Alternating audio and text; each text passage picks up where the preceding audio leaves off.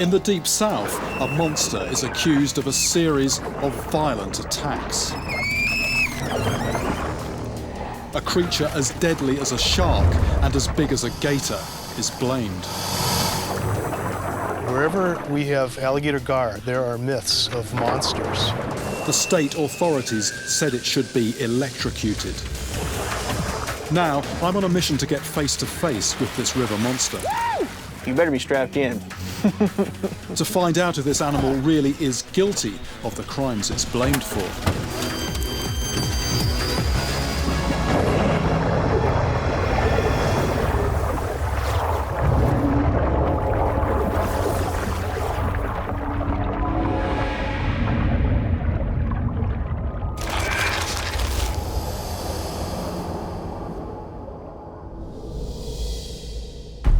I'm Jeremy Wade, a fisherman and a biologist with a passion for freshwater giants.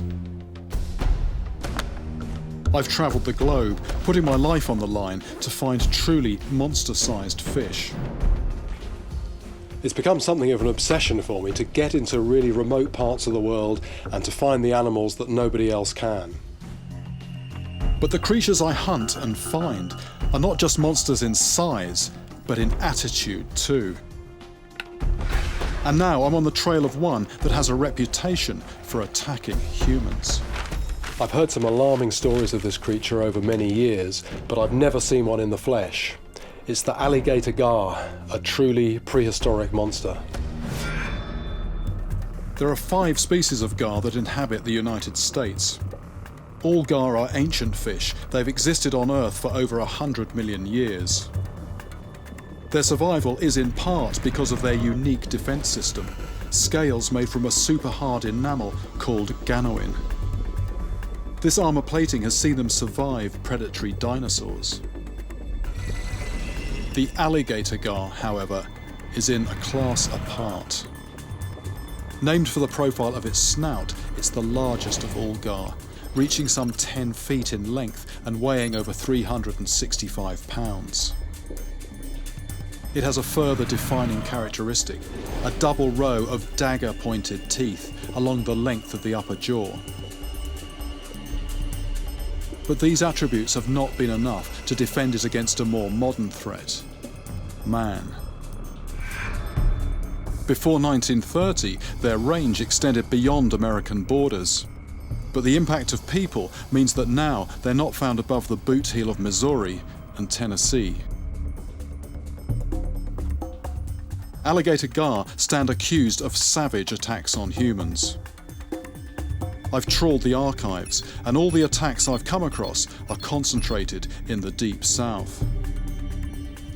They certainly have the teeth for it, but I've been unable to find any hard evidence that these fish are the culprits. If I'm going to find an alligator gar guilty of these crimes, I'm definitely looking for a very big fish. The experts I've spoken to suggest Texas is the place where the biggest specimens are still to be found. I'm heading directly to the Trinity River, a 710-mile-long waterway. Here, people have caught gator gar longer than I am tall. It's bigger when you get close, isn't it? To help me, I'm recruiting Bubba Bedri. He's a specialist in finding alligator gar that weigh over 100 pounds, sometimes for food, but normally for bow fishermen after trophies.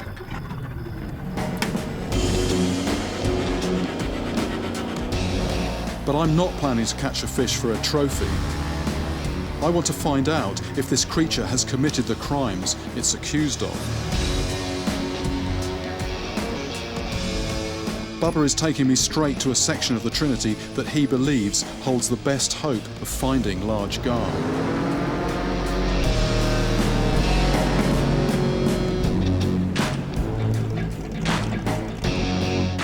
What we're doing now is we're just drifting with the current, and we've just come to a bend in the river that doubles round.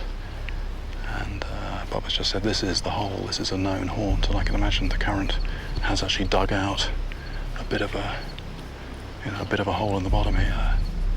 And apparently they are very aware more aware than a lot of fish of sort of knocking and noises in the boat. So we're literally just drifting with the current and just looking to see if we can see them come up and breach. Gar have a swim bladder that works like a lung, an adaptation that helps them survive in oxygen-poor backwaters and creeks. However, this brings them up to the surface to breathe. It's a chink in their armour, giving away their presence. Oh, yes. So they're just coming up and gulping air and going down? Yeah, that fish there is mad. I was He gonna knows say, we're here. yeah, exactly. Do you know, When he splashes hard like Yeah. that, it's, I guess, assumed to yeah. spook us off. Yeah, I've come across exactly the same thing in the Amazon. There's a fish there that comes up and gulps air, and if they do it gently, they don't know you're there. If they're like that, you think, oh, that's a good fish, but it's actually getting up and going down as quickly as it can. So it's the same behaviour. The rivers here have murky water. With visibility limited, gar use a band of highly sensitive vibration receptors along their body called the lateral line. This enables them to locate prey and predators. To avoid detection, we decide to abandon the boat and fish from the shore. I'm still experimenting with baits, and I'm going to start off using a treble hook, standard issue for big predatory fish. Although the water's muddy, I've seen several come and break the surface, so I know they're here. I know they're a fish of 100 pounds plus, you know, within 25-yard radius of my bait. You know, that's quite a feeling.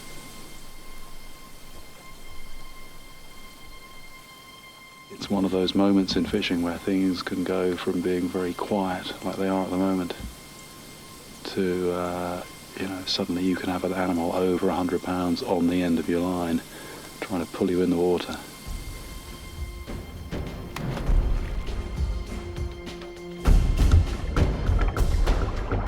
But if there is a monster gator gar in these Texan waters, it's not giving itself up easily.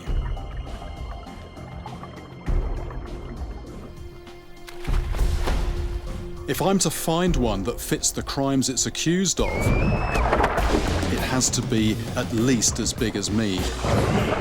A real river monster.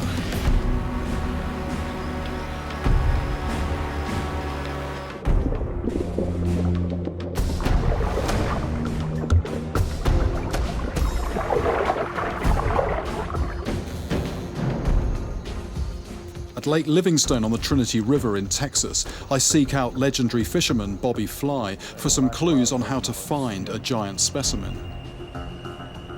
He caught one 7 feet long that put him in the Hall of Fame, and he believes there are still big gar around on the Trinity.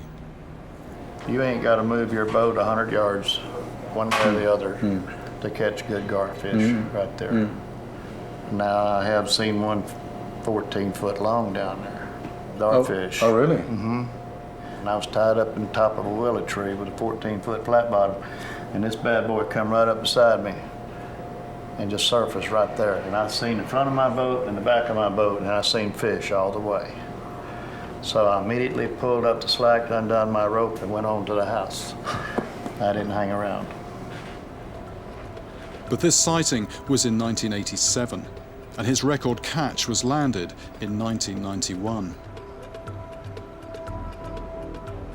Other anglers have pulled out large specimens, but no fish over 8.5 feet in length has been caught in the last decade. The big question is, are there still any gar left large enough to commit the attacks they're accused of? And if so, how will I catch one? That's interesting. I mean, it's a big, fierce... Bobby Fly caught his giant using a bait of a carp-like fish called a buffalo. And how did you prepare the buffalo to... Okay, you take the buffalo, and you want a nice one about, 5-10 pounds. Then you take a mallet and beat him up. Well, like a hammer? A mallet. Yeah, Well, yeah. a little baseball bat's what we use. Yeah. And you just whoop on him real good. Yeah. And then you take your claws, your fingernails, and you just get his tail, and you just strip the thins off. Yeah. And then you cut him up in little bitty squares, like quarter-inch squares. Right, okay. And the blood, the reason why you beat on the fish with a mallet Yeah. is to get that blood all into the meat. See, because that's what they're smelling when out there. Yeah, They want that blood. You just put it on that hook and throw it up there. That's all very Yeah. interesting. All I've got to do now is go out and try and get something similar size. Something close to that will make me happy. I think I'll be... Well, you will. yeah. You will. There's some big ones out there. Yeah. You go down there where I told you to go. You'll be all right. Bobby Fly's optimism about the size of these fish is ringing in my ears. But I'm still unsure whether this fish is as aggressive as its reputation suggests. I've heard many stories of these fish attacking humans, but one particular incident sticks in my mind. A really gruesome report from the neighboring state, Louisiana. Try and catch me! On a warm, humid spring day, a 9-year-old schoolgirl, Elizabeth Granger, and her 13-year-old brother, George, are playing on the shoreline of the lake.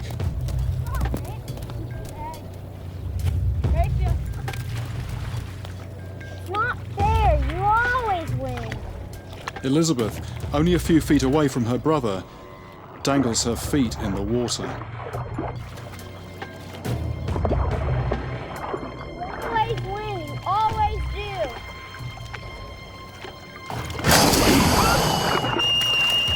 Suddenly, something grabs hold of her leg.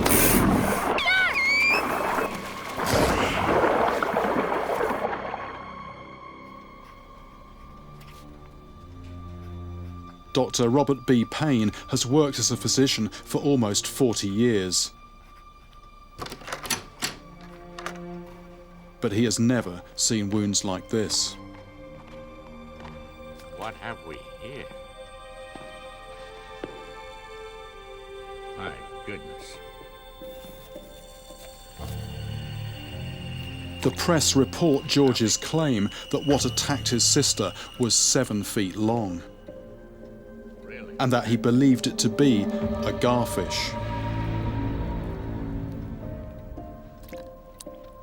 In his medical report, Dr. Payne describes the wounds as being like coarse needles inserted in a board.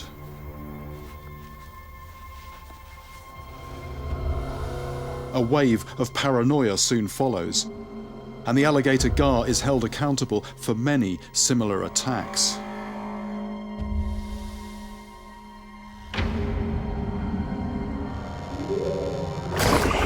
Although this was a well-documented event, the identity of the attacker rested entirely on the testimony of a 13-year-old boy.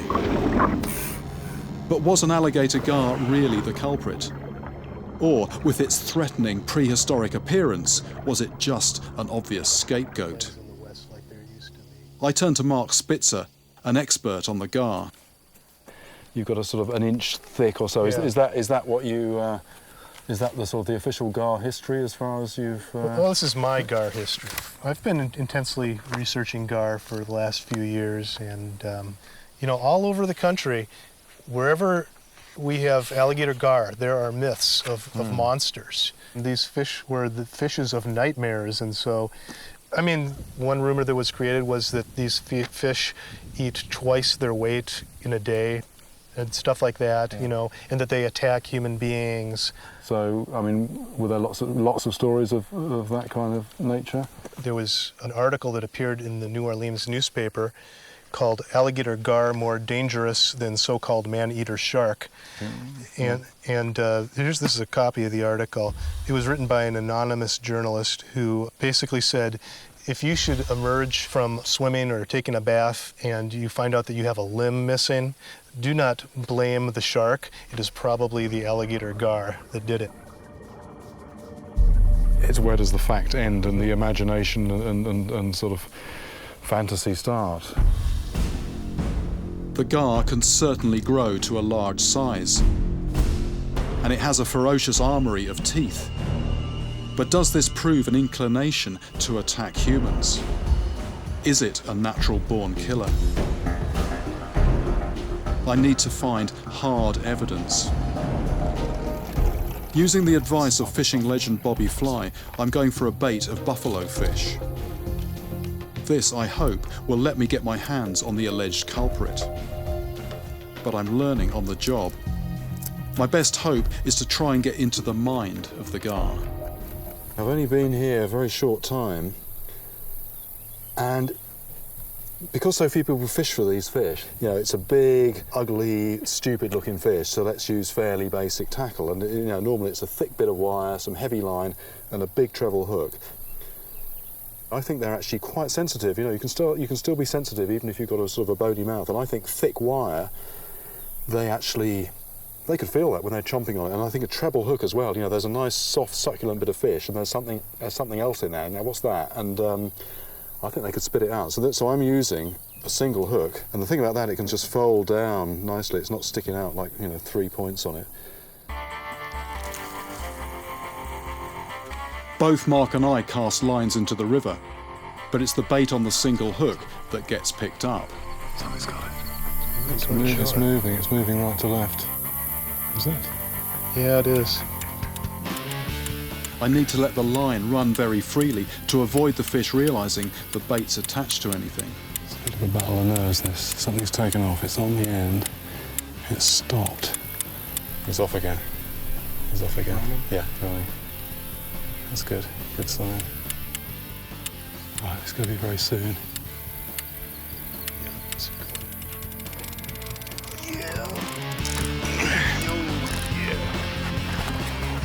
Oh, I think it's off. Oh, no. It's coming toward us. That's a small, it's a turtle or it's a small fish? It's coming in Oh, it's a very little easily. gar. Is it a needle nose? Look at that greedy thing. That greedy thing. Ah! This gator gar has eyes bigger than its stomach. But at 3 feet long, it's a chance for me to test whether these fish have an aggressive character. Right. They grow at 18 inches their first year, so it's probably, you know, between a year and 2. That tongue's interesting, isn't it? Yeah. There's those 2 rows of teeth on the top. These teeth are 3/8 of an inch long, a quarter of the length of those of a fully grown gator gar.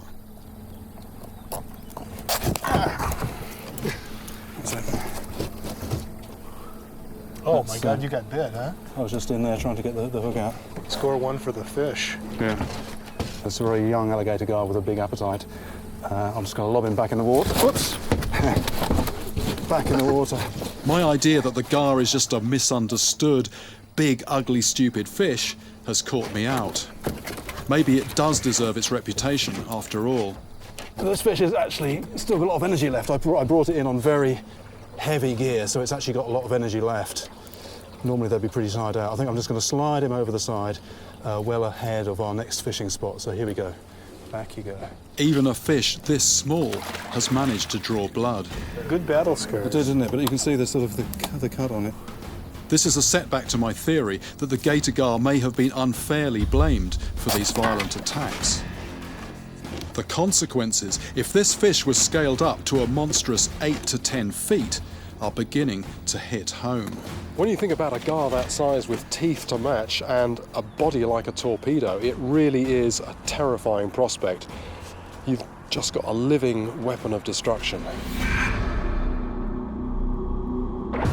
I'm on a mission to find out the truth behind its ugly reputation. I know from first-hand experience just how sharp those teeth are. Oh my God, you got bit, huh? That was just a gentle brush with its teeth. Okay, it wasn't particularly deep, but they certainly drew blood. Whoops! Back in the water. Yet this alligator gar is only 3 feet long. George Granger reported that what bit his sister was 7 feet long. And other reports state that these fish can reach double that length. Now, I have seen one 14 foot long down there. Its reputation for vicious attacks on humans is beginning to appear justified. It's no wonder that people took fright when you consider a beast of those dimensions with a couple of 100 razor-sharp teeth. But I still don't have hard proof. I believe the jury is still out. In past times, for many of those living in the Deep South, this was a fish guilty as charged, one that should be eradicated from all rivers and lakes. So they took it really seriously then, the whole business of let's clear these things out of the water. They're an abomination. They're not fit to sort of share the planet with us. They obviously look guilty, therefore they must be responsible for these occasional incidents where someone gets their leg bitten or whatever. But where's the evidence? Basically, they look scary, and so that added to people just wanting to run them out of town, and so they were run out of town. I mean, I heard of, just sort of heaps of them up on the, Yeah, bulldozered piles, lots of people shooting them, just a very despised, hated fish. In 1933, the Texas Game Fish Commission began a campaign of extermination. They built an electric gar destroyer rigged with a 200-volt electric net to kill the fish. Over the next 3 decades, millions of gar were destroyed in an effort to be rid of them forever.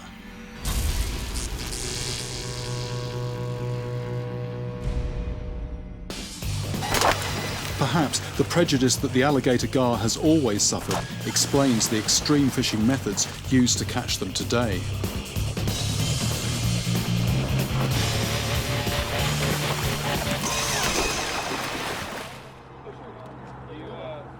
Unless they get the protection they need to reach full size, giant alligator gar may well be wiped out.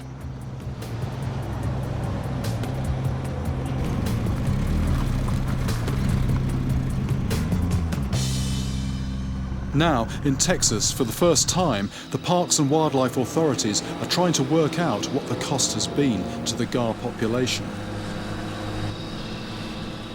On the lower Trinity, we're en route to set what are called jug lines, baited hooks attached to floats. Our plan is to catch as many gator gar as possible and then monitor them with electronic tags. Dr. Dave Buckmeyer leads this project. Dave, what's the state of knowledge on the gar at the moment?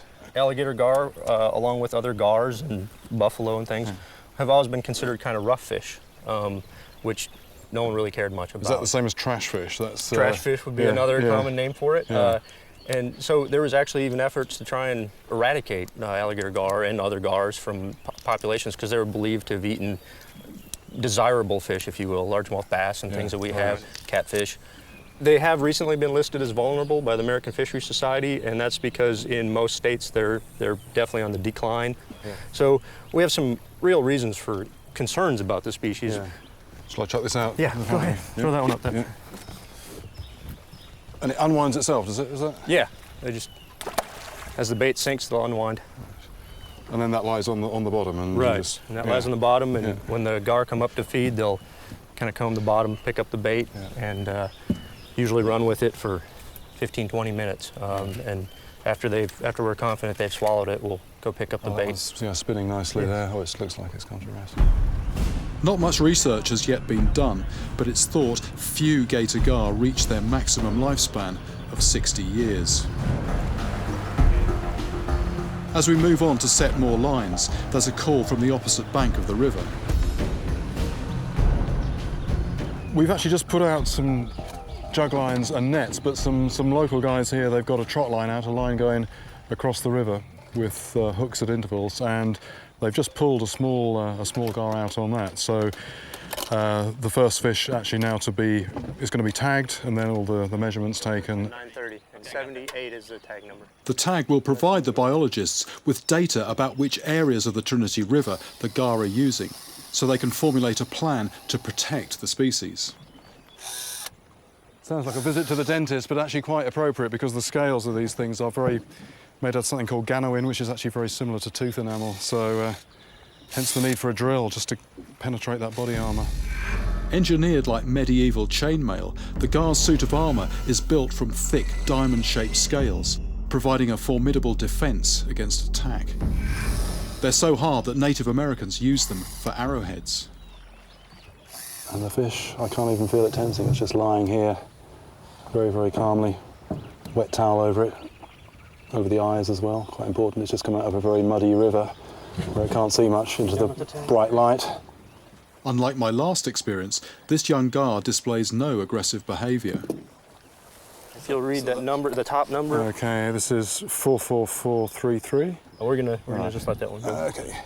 The gar is released unharmed. Oh, I guess he wanted to go. He wanted to go. The electronic tag will now send a signal to a series of receivers to monitor the fish's movements. We begin the process of bringing in the baited jug lines. This has actually moved quite a bit from where we put it in, but there's nothing on the end there. Well, there's something on the end there, but there's certainly not a live fish on the end. Yeah, that's still got the bait on. I mean, something obviously has been at that, but that's not a gar. I mean, you know, this river's full of turtles, and that looks like it's just been munched by turtles. The Trinity River is home to over 14 species of freshwater turtle. One of the other complications in gar fishing, the odds are against you in all sorts of ways. I might as well give the rest of it to them. And quite a frustrating method of fishing, even with multiple hooks. After several hours, the scientists' own search is finally successful. Yes, you want to grab the lead Nothing line on the there? jug lines, but one caught in a net, a 2-foot gar. I think other than that, he's There are no signs of any monster-sized fish. It looks like the population of these fish is in a worse state than I thought. Maybe in the old days when these fish were literally everywhere, crude techniques would work. But now I think I'm going to have to develop an approach that is more precise and targeted. I'm determined to get face to face with a giant gar and find out the truth behind its monstrous reputation.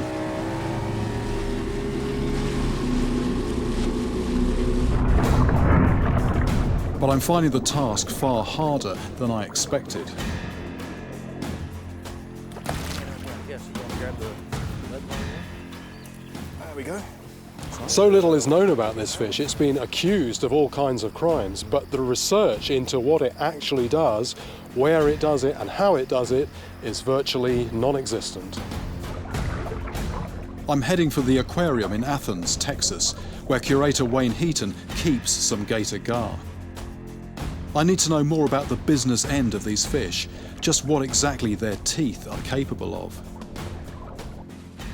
I think as far as a lot of people are concerned, this is very close to a shark, and it's in fresh water, it's in a river near you. right. You know, sort of don't go in the water. Unfortunately, with us, especially if it's something we don't know much about, we always assume the worst. And so you see a big 6, 7, 8-foot gar hit the surface with these monstrous teeth. The first thing that comes to your mind is, well, I'm not getting in the water. Well, you know, these teeth, they're not like our teeth. They're not kind of blunt. We kind of have a few sharp ones for tearing or whatnot. These things are made to whenever they grab something, it's theirs. And so these teeth are very, very sharp. It is a long streamlined fish, but that girth is like a barrel, isn't it? I mean, and all that is, or most of that is just Solid muscle. And presumably, although they live most of the time very quiet and nothing bothers them, if they actually want to use that muscle and they've got that big paddle at the end of the body, there's going to be a lot of propulsive force there, I guess. There is a lot of power behind that fish, and it's actually one of the largest fish that we have here in the United States. They can get well over 9 feet long, 300 pounds. But, you'll find out that gar are very timid creatures. They're very shy. Unfortunately, since these guys are called alligator gar, and that first word strikes fear into everybody. And so when they hear alligator gar, they key in on that word alligator and think danger. And the reason the alligator gar has its name is not because it has the attitude of the alligator, but has a head very similar to an alligator. But that's basically where it stops. You've got a 9-foot, 200-pound scaredy cat until he gets hooked. Yeah. I wonder if, perhaps they're a bit simple-minded and they're just sort of programmed, even if it's dead, they're still programmed to sort of like keep it clamped for a little while before properly swallowing it.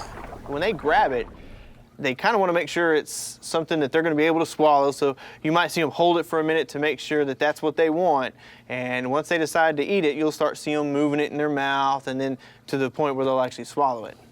But then once it's there, even though it's a big mouth, that process seems to be quite a slow process. Right. They will do it at their leisure. They're in no hurry because once they have that in their mouth, they know it's not going nowhere. So if it's something that's got quite a bit of fight, they'll just keep that mouth closed until it wears itself out to where they can swallow it. You're not going to have something in the water to try to find the gar. You're basically going to let that gar come to you. So, and he's going to grab it, and so when he grabs it, you might not want to try to set the hook right when he grabs it, because he might be still deciding whether he wants it or not. But once he gets to where he wants to swallow it, and then you set the hook, you better be strapped in.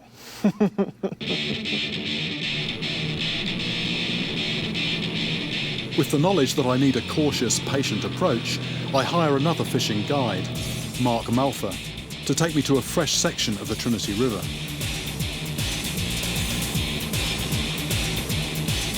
My plan, to hold off setting the hook until I'm sure the gator gar has properly taken the bait. That was definitely a fish moving off. Mm-hmm, for sure. Not a damn thing. I've just had something playing with the bait on the end of this rod for about half an hour. Took a few feet, stopped, the line twitching, did that a couple of times. No real long run, but decided just to tighten down and try and set the hook. And I was just winding down to feel the fish prior to setting the hook, and didn't even feel the fish. It just the bait coming in. So yeah, getting on for half an hour. The local technique of shooting gar with bow and arrow can be quicker and easier, but this is not my style. I'm determined not to harm any fish I catch, but it can be a frustrating experience. What do you think? Is this going to put it off? It might do, mightn't it? I'll let it. Yeah. I think it's actually going faster than the. How far is that? Probably 55 yards? I'd say a bit more than that. It's, yeah. That's right. I think it's stopped and it's moving up again. What do you reckon? Yeah, you want to. Or patience, or. I don't want to get down that tree. Yeah, might be wise just to do it. Yeah. Something has made the gar open its mouth and drop the bait. No, but the bait's still there. Yeah, go and leave it there. So that's fine. It's in a good spot. Yeah. Boom, boom, boom, boom. Get your heart going. Yeah, you just don't know, do you? You can imagine what's happening down there. So that's interesting. So that had that. I've been playing with that bait for about 10 minutes or more. 15. 10 minutes or more, probably more like 15. It actually Yeah. it actually swam upriver. Yeah. I mean, they got a big mouth. They're just very delicate feeders on bait, aren't they? You know, they in theory they could just swallow that in one go. Yeah. I mean, you can sort of understand if it's if that bait is alive and it's wriggling around, you don't want to let go of it, do you? But if they can tell that it's dead, why do they? Maybe it's just they're a bit stupid and it's just ingrained behaviour. You just hang on to it for a long time until it. It would make sense. Yeah. See the float there?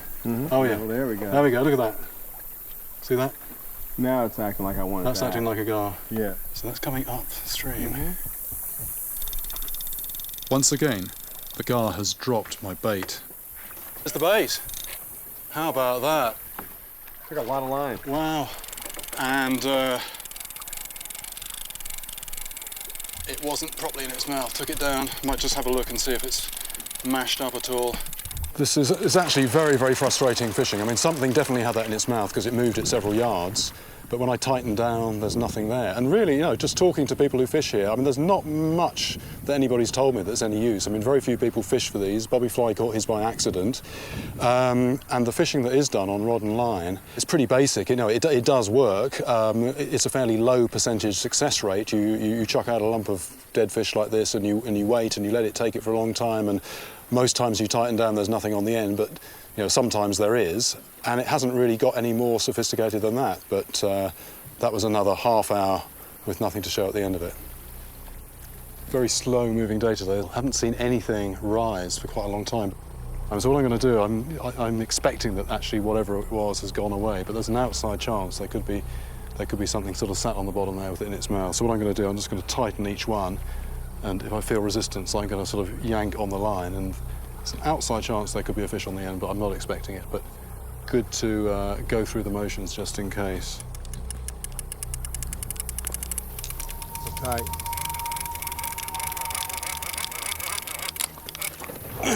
There you go. Come on, set it, set it, set it. Yes, yes. I think that could be a fish there. It's hard to say at the moment. Yeah. Yeah, it's a fish. You got a lot of line out there, It boss. feels quite strange though, whatever it is. A turtle. It's a turtle, damn.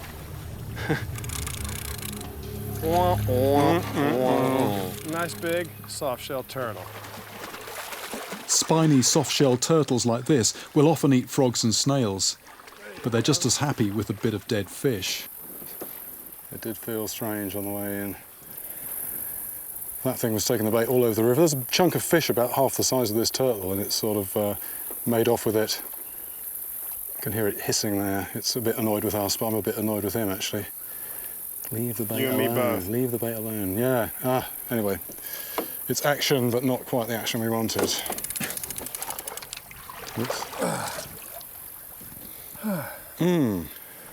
Oh, that was a lot of work getting that in, and not what we wanted, but we've still got time for some fish action, possibly. But focused on my target, I fish on, towards dusk. What do you reckon? Tighten down. Right.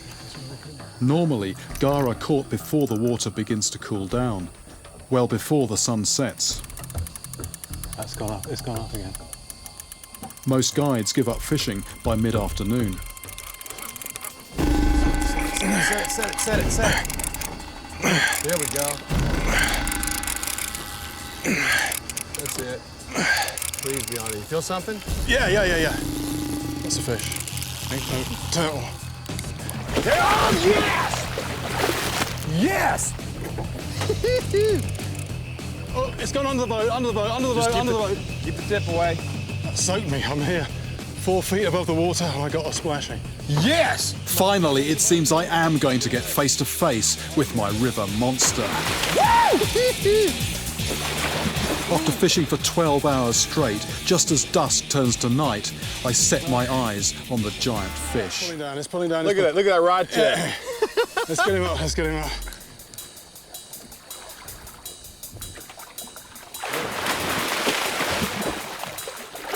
Do you want me to? The most dangerous part of gar fishing is bringing the fish aboard the boat. Coming over.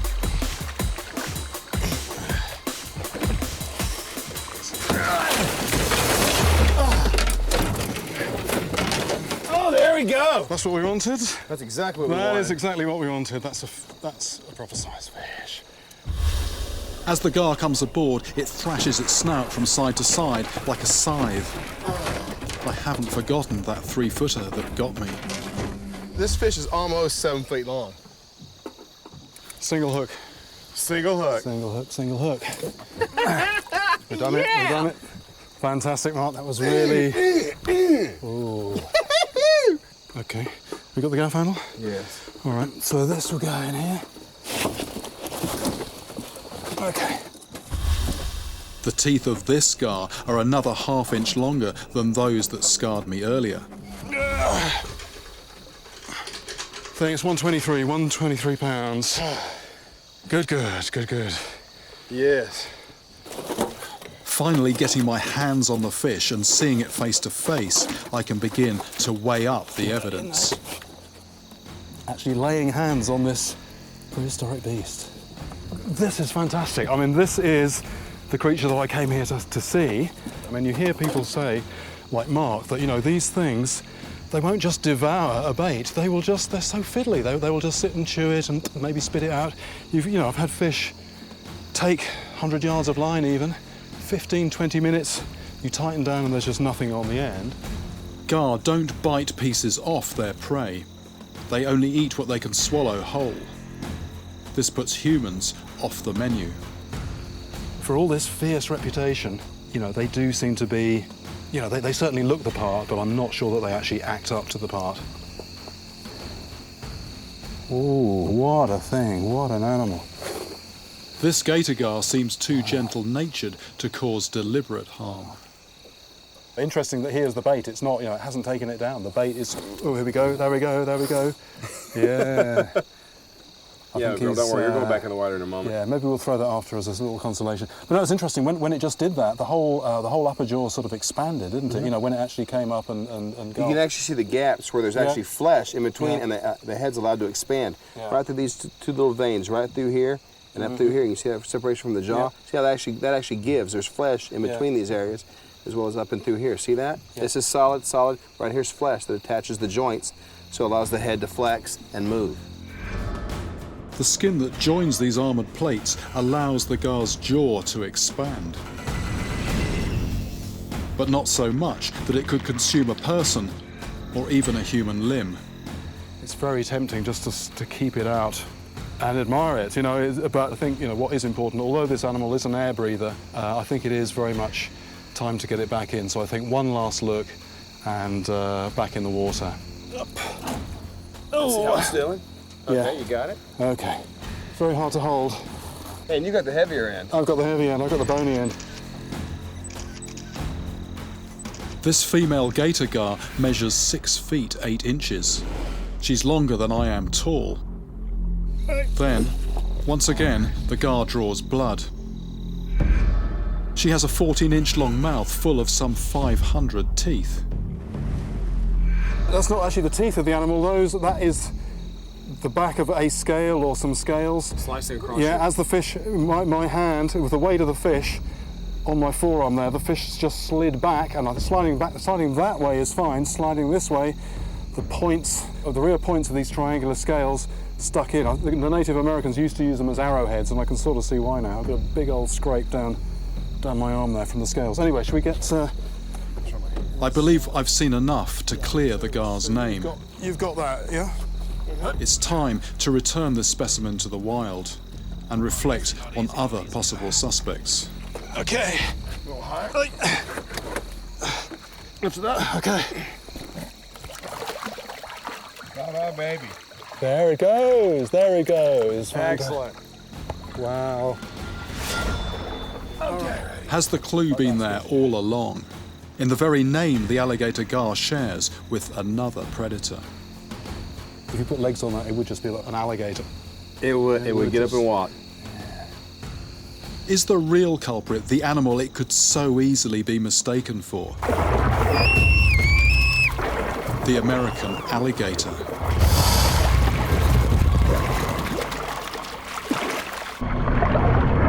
After years of one-sided testimony, it's time for the jury to review the verdict on the guilt of the gator gar. There must be a more logical culprit for the many incidents that have been blamed on the gar.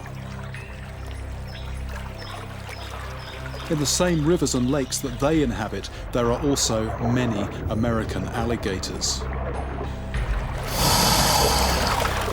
Not only do they share the same habitats, they have similar teeth. Their size and the profile of their snouts could easily be confused one for the other. I've come to this alligator park in southern Texas to get a look at some of the other characters that share the water with the alligator gar, because I've got a sneaking feeling that actually the alligator gar is taking the rap for somebody else, and it could be these characters here. What I really want to do is get a fairly close look at the equipment of the alligator, and what would be really good would be to actually see them in action as well, but I think that part of it is probably best left to Gary. Gary Sawridge is a key witness for the gar's defence. Absolutely, these guys... He understands the crucial difference between the behaviour of a fish and an alligator. You can imagine an animal like this would have no problem taking a full-grown man. They're sneaky. They're tremendously patient. These animals right here, there's no telling how many deaths they're really responsible for every year.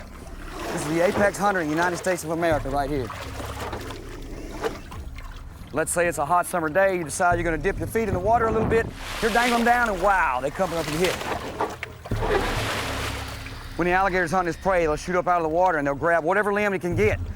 And on the way down, it'll do a death roll. And if you were to resist that, it's whatever limb it gets, whether it be hand, finger, or toes, it's coming off.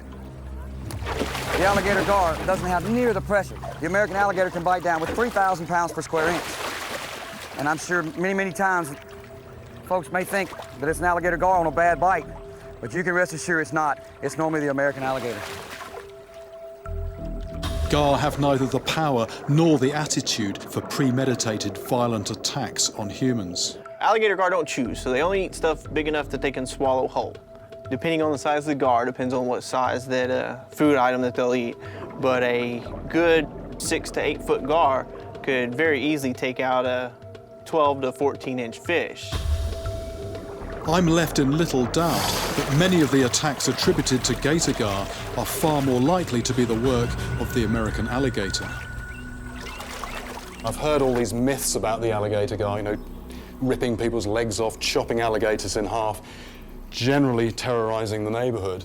But what's interesting is, since having come here and spoken to people who actually know about this fish and having spent some time myself on the river, I've got this idea that it's actually just got a bad PR agent. I think it's a bit of a pussycat. It just so happens that here is a tank with some very big alligator gar in, and this is actually my chance to test my theory for myself.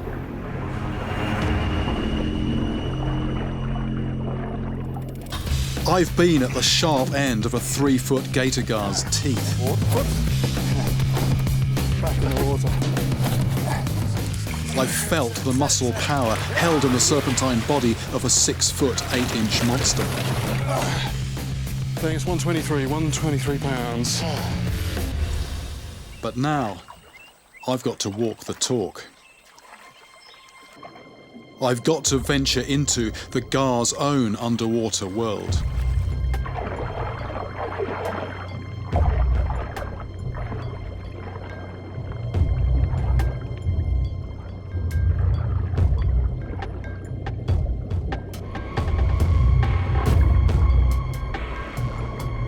None of the gar show any intent to harm me. In my view, it's the alligator gar itself that has been the victim. It's amazing to get this close. This fish really is a miracle of evolution, a true survivor. But if anyone is going to see the real giants, this fish needs to be allowed to grow without persecution. Maybe then we'll get to see those 14-footers again.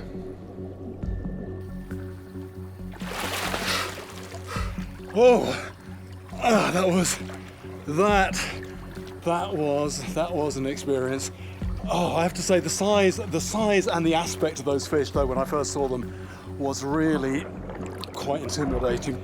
But I think this is a very, very misunderstood animal, and I think it really is time that we just try to understand this fish a little bit better. Hotel, just like my favourite Bond villain, I've filled a small swimming pool with over 100 red-bellied piranhas, and they haven't eaten for days.